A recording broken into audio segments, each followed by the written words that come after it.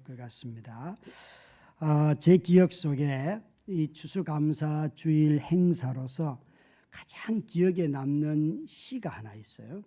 우리 그때 시를 이렇게 적어서 심사를 하고 했는데, 지금은 저희 교회를 떠났지만 최윤정 성도님이 실업자 남편의 하루라는 제목의 시를 냈어요. 여러분도 아마 기억을 하실 거예요. 잊으신 분도 계시고 새로 오신 분들도 계셔서 한번 다시 띄울 테니까 오늘은 읽는 게 많네요. 그죠? 원래 일부는 안 읽었는데 안 읽으니까 좀 심드렁하더라고요. 그래서 함께 읽도록 하겠습니다. 시작. 감사함이 어디 간게냐? 우리 남편 데리러 갔나? 나짜 좋다 삼식이 새끼. 밥이라도 잘 넘어가냐? 잘 퍼먹고 똥도 잘 싼다. 그래 내가 그 똥 누이러 이 고생을 사서도 하네. 이러려면 왜 결혼했냐? 혼자 살지 왜 둘이 사냐? 네가 뭔데 내 감사함에 9.9화를 소화시키냐? 밥 세끼를 꼬박 먹고도 움직이지도 않으면서도 소화력도 대단하구나. 감사함이 바닥 나간다. 나는 간다. 공릉동 가서 바닥. 다시 채워 도려오려니 밥상 위에 반찬 그릇들, 네가 먹은 쓰레기거리, 벗어놓은 옷 산더미들 제발 치워 빨리 치워라. 감사함이 다들임에서 채워질까 의구심 또한 들지만은 내가 어딜 가 당신 욕을 대놓고 하니. 하나님아 귀 좀 빌리오. 오늘은요 좀 힘들어요. 감사함 좀 채워주세요. 이 마음이 통통했어요. 이 가슴이 답답하네요. 목사님요 성도님들요 이건 모두 비밀이에요. 나중에나 남편 보면요 웃으면서 반겨주세요. 왜냐면요 울 여보도요 얼마나요 힘들겠어요. 사실은요 솔직하자면 감사해요. 옆에 있어서 딴 여자를 안 찾아가고 내 옆에만 찰싹 붙어서 사랑하고 감사합니다. 아멘. 뭐 싱글로 계신 분들도 있고 또 부부도 있고 한데 옆에 있는 인간 붙어 있어서 짜증 내는 것까지는 집에서 하시고 교회 와서는 감사합니다. 이게 우리의 삶의 패턴이죠, 그렇죠? 우리가 지은 죄가 많잖아요. 집에서는 정말 설거지해라 막 하지만 또 나왔다 들어가면 그래 네가 딴 여자 안 찾아가서 고맙다 그러면서 또 그거 치우고 있잖아요. 참 어쩌면 결혼 생활이 이런 게 아니었는데 성도의 삶이 이게 아니었는데 이 생각을 하다가도 또 와서 함께 예배하고 형제자매들과 교제를 하고 하다 보면 마음이 그래 내 삶은 이런 거였지 라고 또 받아들이고 살아가는 것이 우리 모든 성도들의 모습이죠. 그 가운데서 특히나 우리가 하나님의 사랑을 기억하고 그분이 나를 얼마나 사랑하시는가 그것에 감동이 되면 평생 이기적이었던 그 배우자를 향하여서도 마음을 너그럽게 갖기도 하고 또 마음을 새롭게 먹는 것 같습니다. 사실 여러분 이 추수감사주일은 청교도들이 영국에서 미국으로 건너가서 첫 수학을 하고 난 뒤에 드린 데서 유래했다고 해요. 그래서 우리 모두는 다 추수감사절 그러면 추수의 이야기가 가득해요. 풍성한 이런 이미지들도 다 열매 얻은 것에 대한 감사, 수확에 대한 감사가 많잖아요. 그런데 여러분 복음서를 읽다 보면 추수라는 단어를 복음서에 넣어서 딱 검색을 해보면 우리가 생각하는 이런 추수 이야기가 사실은 별로 없어요. 복음서의 추수 이야기는 항상 무엇과 연결이 되어 있는가 하면 심판의 날이에요. 예수님의 비유를 든다면 알곡과 가라지를 골라내는 날이에요. 그러니까 아주 무서운 날이죠. 추수의 날이 우리가 생각하듯이 잔치를 베푸는 이미지보다도 놀랍게도 복음서 안에서는 심판의 날이고 알곡을 모으는 날이고 쭉정이를 버리는 날이에요. 그래서 이 추수의 날은 복음서에서는 심판의 날로 주님이 우리에게 가르쳐 주셨어요. 마태복음 13장 40절부터 42절 말씀 함께 읽겠습니다. 그런즉 가라지를 거두어 물에 사르는 것 같이 세상 끝에도 그러하리라. 인자가 그 천사들을 보내리니 그들이 그 나라에서 모든 넘어지게 하는 것과 또 불법을 행하는 자들을 거두어내어 불무불에 던져 넣으리니 거기서 울며 이를 갈게 되리라. 놀랍게도 예수님이 천국을 비유하면서 추수하는 날을 가지고 천국 비유를 하시면서 이 추수날에 불법을 행하는 자들을 심판하는 날이다. 주님이 그렇게 말씀을 하세요. 이 날은 이런 눈을 가지고 시편 50편을 읽으면요, 이건 추수의 날에 추수감사주일에 전하기 아주 좋은 적합한 말씀이다 라고 볼 수가 있습니다. 왠가 하면 이 시편 50편은 이 날에 공의로운 재판장 앞에 우리가 나가는 날이고 자기 백성을 심판하려고 부르는 날이고 성도들을 불러 모아서 하나님께서 너는 불법을 행한 자라, 너는 의로운 자라 판단하신다는 거예요. 판단하신다는 거예요. 그래서 이 시편 50편을 통하여서 추수감사주일에 이 시편 50편을 추수감사주일 본문으로 택하였는데, 놀라운 것은 이 본문에 7절부터 13절까지 말씀에서 하나님이 우리에게 뭐라고 말씀하시는가 하면, 나는 너희들이 내게 드린 제물로는 너희들을 책망하지 않겠다는 거예요. 시편 50편 7절부터 13절까지 말씀을 보면 하나님은 우리가 당신에게 드린 제물을 가지고는 나는 너희들을 책망하지 않는다 말씀을 하셔요. 한번 7절부터 13절까지 읽어볼까요? 내 백성아 들을지어다. 내가 말하리라. 이스라엘아 내가 내게 증언하리라. 나는 하나님 곧 내 하나님이로다. 나는 내 재물 때문에 너를 책망하지는 아니하리니 내 번제가 항상 내 앞에 있음이로다. 내가 내 집에서 수소나 내 우리에서 순념소를 가져가지 아니하리니 이는 살림의 짐승들과 뭇 산의 가축이 다 내 것이며 산의 모든 새들도 내가 아는 것이며 들의 짐승도 내 것임이로다. 내가 가령 줄여도 내게 이르지 아니할 것은 세계와 거기에 충만한 것이 내 것임이로다. 내가 수소의 고기를 먹으며 염소의 피를 마시겠느냐.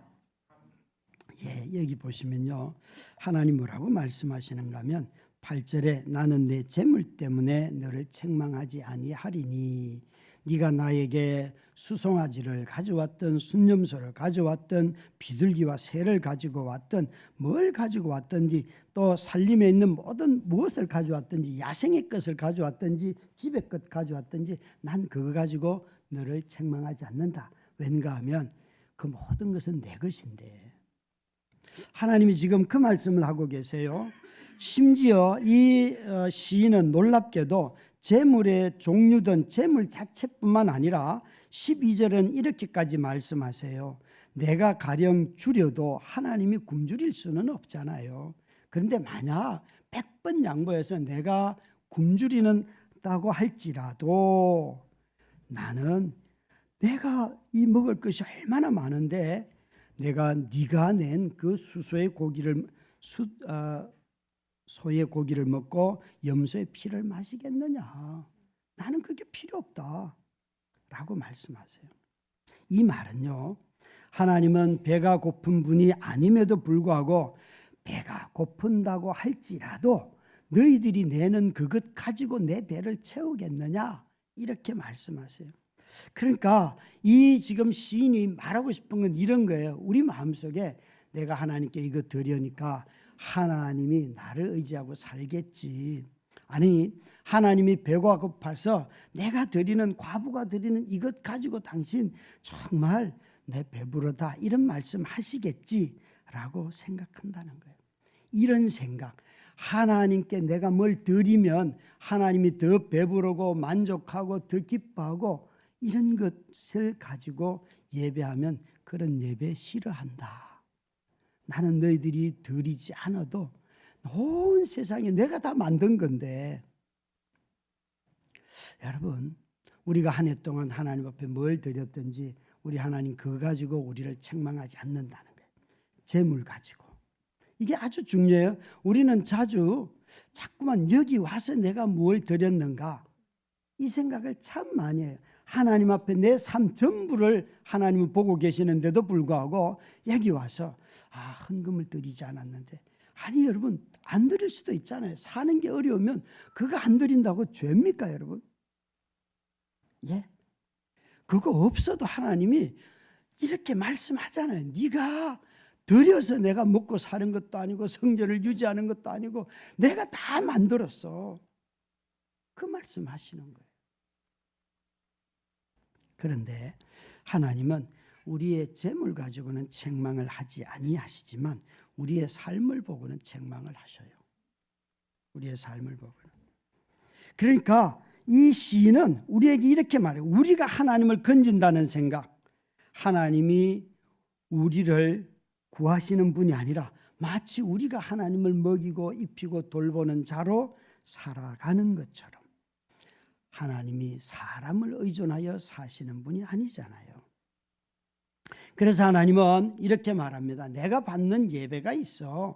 그것은 너희가 환난 날에 내게 부르짖는 것을 나는 너무 좋아해. 그게 너무 기뻐. 너희가 삶이 어려울 때 내게 부르짖으면 그게 너희들을 영화롭게 하고 나를 영화롭게 하는 거야 라고 하나님이 말씀하시면서 하나님은 우리의 간구와 기도를 당신 앞에 드리는 예배로 받으신다는 것이에요. 14절 15절 말씀인데 우리 함께 읽도록 하겠습니다. 감사로 하나님께 제사를 드리며 지존하신 이에게 내 서원을 갚으며 환난 날에 나를 부르라. 내가 너를 건지리니 내가 나를 영화롭게 하리로다. 하나님 지금 이 말씀하세요. 감사로 제사를 드리고 네가 하나님 앞에 마음으로 서원한 게 있니? 그거 갚아라 하는데 나중에 설명을 할게요. 환난 날에 나를 부르라. 내가 너를 건지리니 내가 나를 영화롭게 하리라. 여기 여러분 인간이 할 일은 뭘 갖다 내는 게 아니에요. 하나님께 내가 힘들고 어려울 때 아빠 도와주세요. 그 한마디만 해도 하나님이 내가 너를 영화롭게 하리라. 이런 말씀을 하세요. 사랑하는 성도 여러분, 삶이 힘들고 어려울 때에 나는 얼마나 나를 도와주실 수 있고 삶의 문제를 해결해 주실 수 있는 이분에게 나는 간구했는가, 부탁했는가. 우린 자주 스스로 해결하고 싶어하는 욕구가 참 많아요. 그럴 능력이 있다고 생각해요.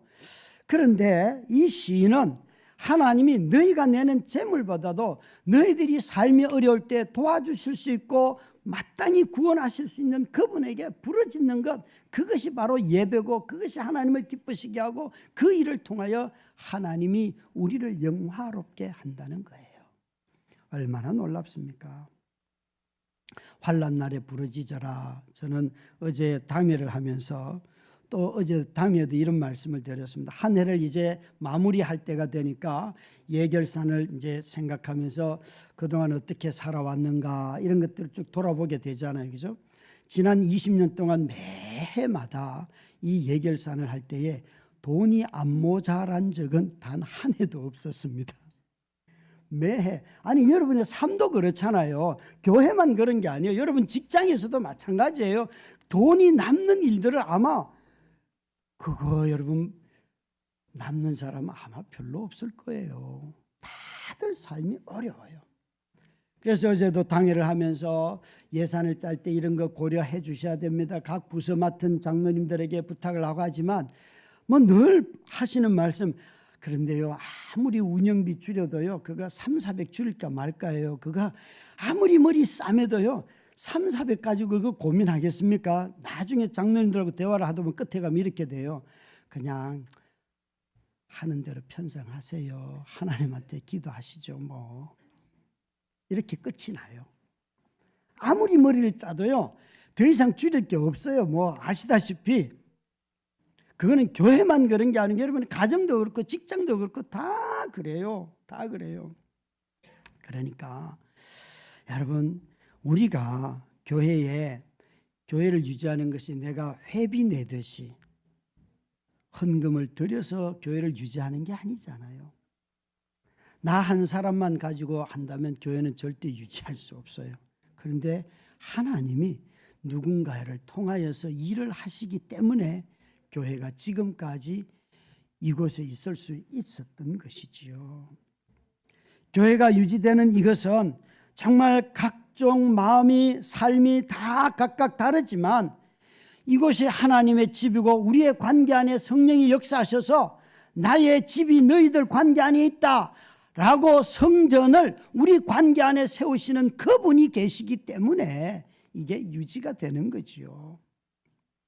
그래서 우리 모두가 다 이 추수감사주일날 돌아봐야 할 것은 내가 한 해에 하나님 앞에 얼마나 부르짖었는가. 내 삶이 힘들고 어려울 때에 내 건강 문제로, 내 자식의 문제로, 직장 문제로, 아니면 또 우리 부모님의 문제로 내가 염려하고 근심하고 그것을 인하여서 낙심하고 그런 것이 아니라 그래 환난 날에 부르짖으라 하신 이분에게 나는 얼마나 부르짖었는가. 이것을 하나님이 예배로 감사의 제물로 받으신다는 거예요. 사랑하는 성도 여러분, 진짜 이번 추수감사주일에 내가 무엇을 드렸는가? 저 아까 이게 진짜인 줄 알았어요. 그래서 끝나면 제가 가져갈 생각이었는데 먹을 수도 없는 과일을 갖다 놓으면 어떡해요. 좀 저라도 좀 먹게 진짜 과일을 좀 갖다 놔줘요. 요거 요대로 요 밑에 가면 공릉 할머니 할아버지들 모이는 장소가 있어요. 그래서 요거 요대로 작년에는 갖다 드렸는데 이 과일 좀 더 해가지고 가져가면 그분들 좋아해요. 근데 다 내년에는 절대 이거 갖다 놓으면 안 돼요. 가짜를. 예, 쓸만한 것을 좀 갖다 놓으시길 바래요. 참 그래요. 우리가 우리 삶을 돌아보면 한 해 동안 참 하나님 앞에 부탁할 게 얼마나 많습니까? 그런데도 불구하고 하나님 앞에 마음 한 번 주지 못하고 지나갔다면 그 마음속에 얼마나 염려가 많았겠어요. 하나님은 우리의 간구를, 기도를 당신 앞에 드리는 예물로 우리 삶으로 받으신다는 거예요. 뿐만 아니죠. 이 시편 50편 16절부터 20절 말씀은 우리에게 우리의 삶이 거룩한 삶, 성화의 삶이 하나님이 받으시는 최고의 선물이라는 거예요. 성화가 하나님이 받으시는 최고의 선물이에요. 우리 16절부터 20절 말씀을 함께 읽도록 하겠습니다. 악인에게는 하나님이 이르시되 내가 어찌하여 내 율례를 전하며 내 언약을 내 입에 두느냐. 내가 교훈을 미워하고 내 맡은 내 도둑을 본적 그와 연합하고 간음하는 자들과 동료가 되며 내 입을 악에게 내어주고 내 혀로 거짓을 꾸미며 앉아서 내 형제를 공박하며 내 어머니의 아들들을 비방하는도다.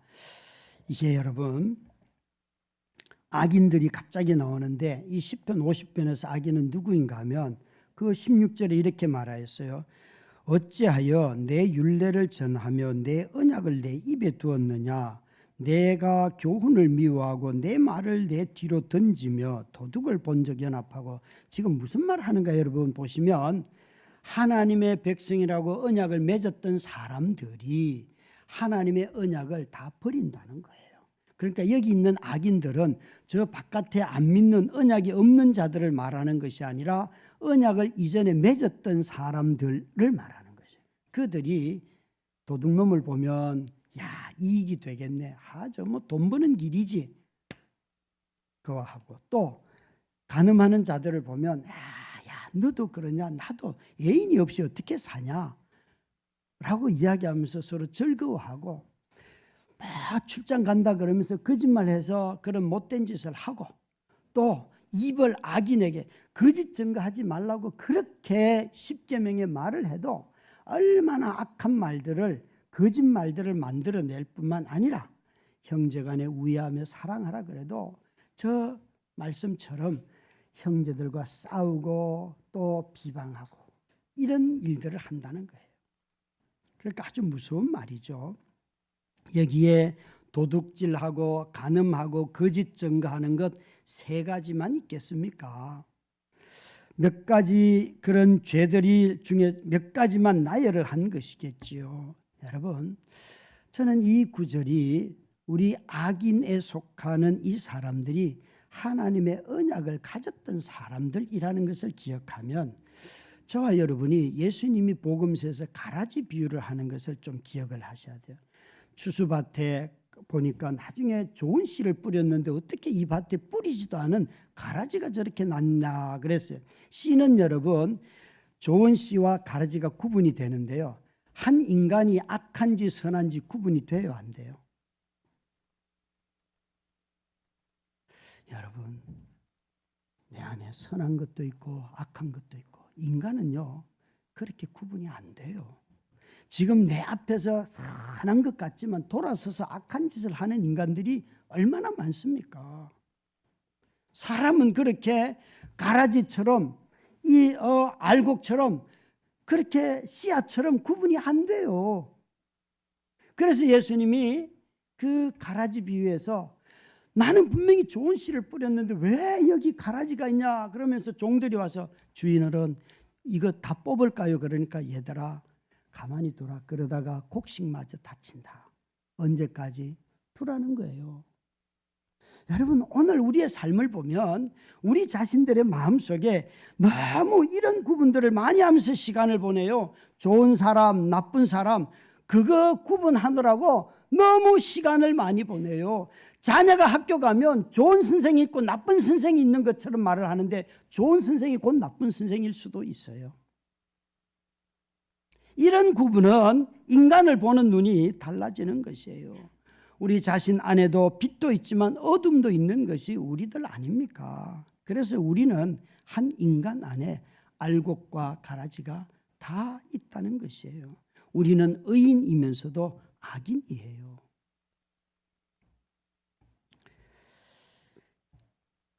참으로 도둑질, 간음, 거짓 증거는 심각한 죄지요. 특별히 여러분 여기에 나오는 간음을 가지고 좀 말씀을 나누려고 합니다.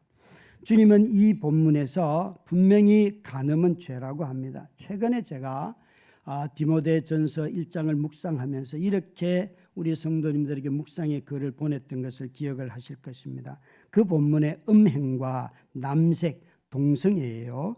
인신매매가 나옵니다. 이건 다 죄예요. 결혼관계 안에서 이루어지지 않는 모든 성관계는 다 죄입니다.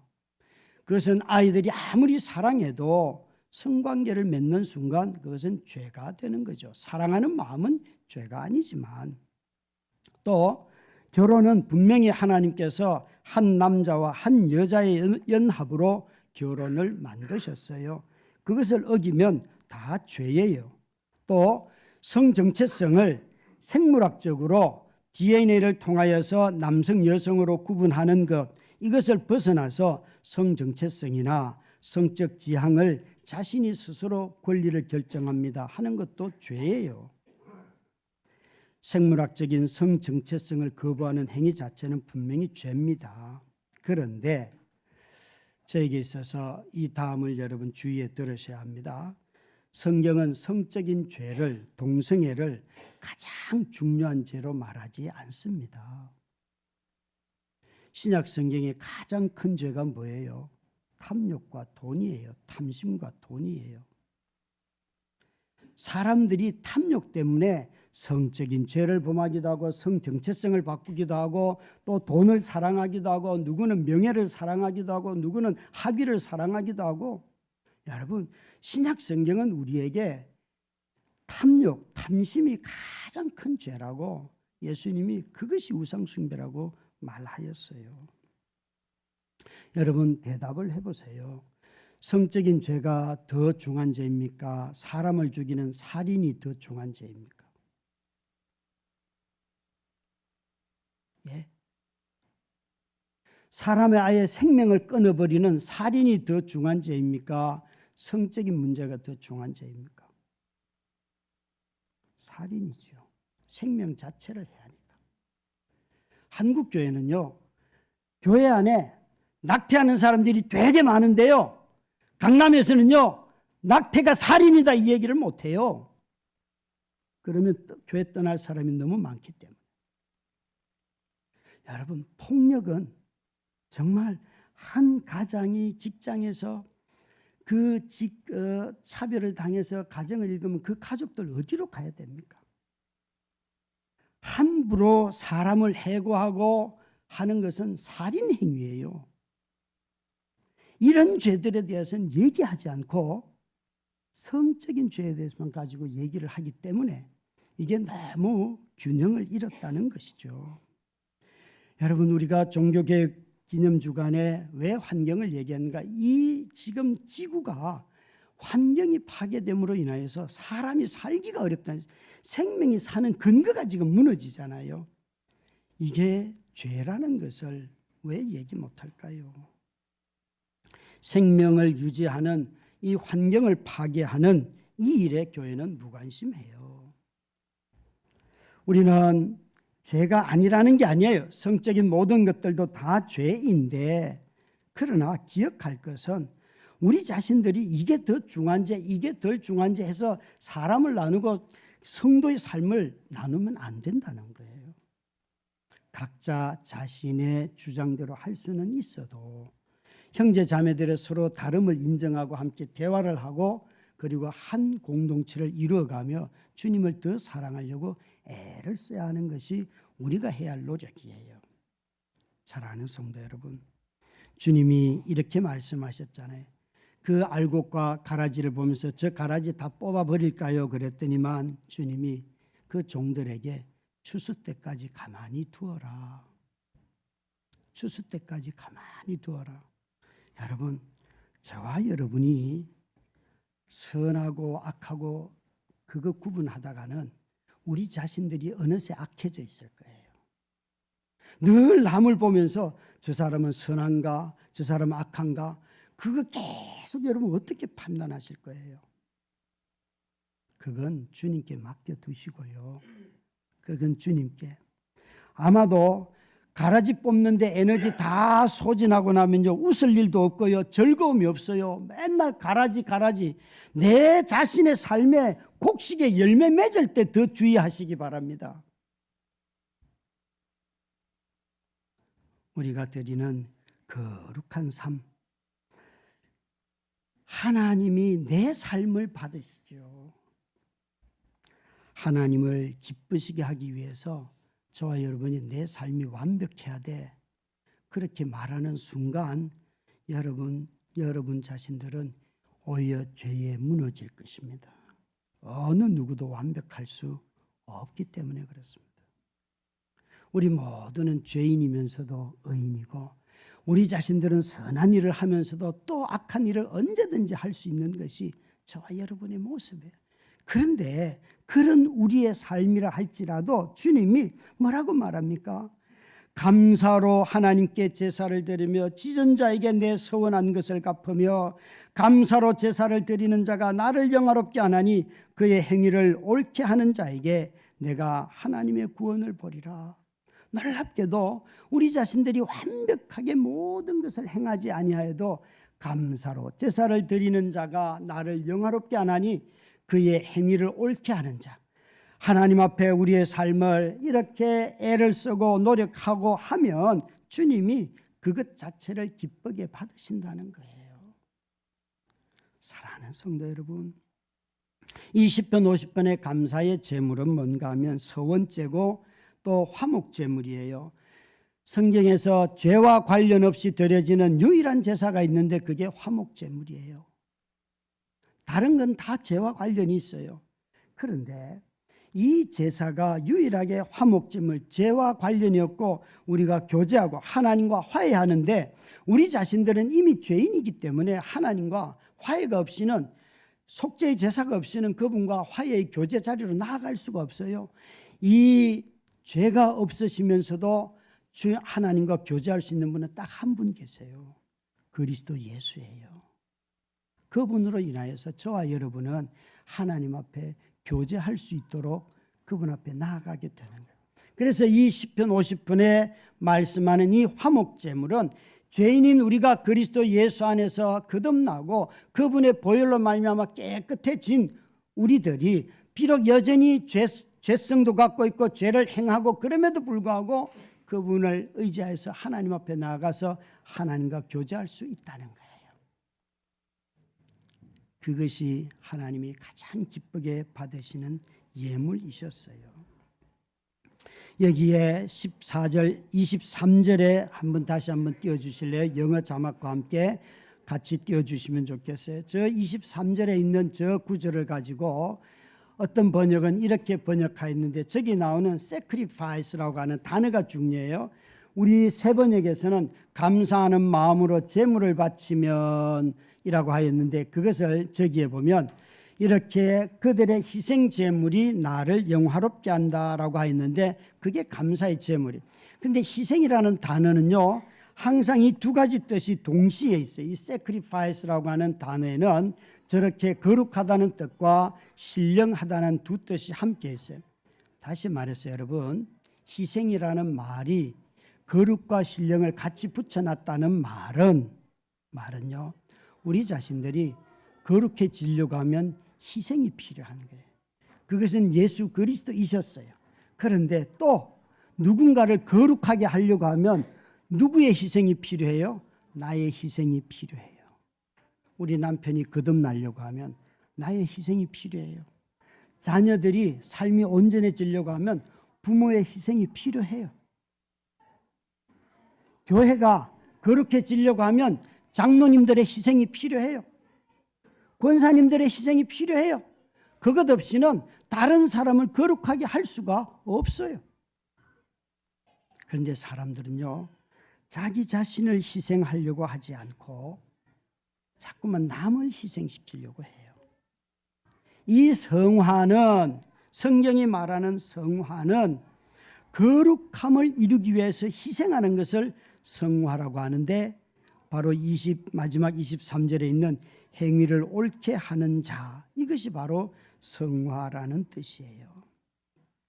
사랑하는 성도 여러분, 저 여러분이 이 감사의 추수감사주일에 다시 한번 그리스도께서 거룩하신 분이심에도 불구하고 자신의 피를 쏟으심으로 우리를 거룩하게 하신 것처럼 그분의 희생이, 그분의 삶이 희생 제물이 되셔서 우리를 거룩한 하나님의 백성으로 만드신 것처럼 이제는 우리가 거룩하지 않지만 감사의 말을 하고 축복의 말을 하고 위로의 말을 하고 자신의 삶을 조금씩 나누고 하면서 그 희생하면 누군가의 삶이 거룩함에 이른다는 것이에요.